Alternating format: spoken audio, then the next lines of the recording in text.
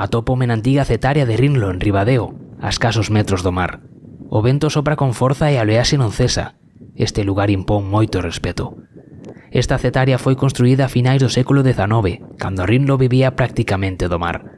Aquí gardábanse vivos percebes, langostas e outros mariscos, aproveitando piscinas naturais escavadas na pedra e o continuo entrar e saír da auga.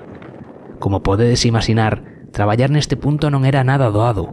A xente do lugar baixaba ata aquí a diario, con vento, maresada ou temporal, xogándose o tipo entre pedras molladas, oleaxe e correntes fortes.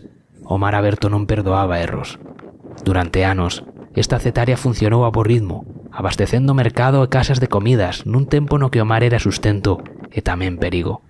Hoxe, xa non cumpre a súa función, pero segue aquí, pegada á costa, lembrándonos que nesta terra o mar non só se contempla, enfróntase.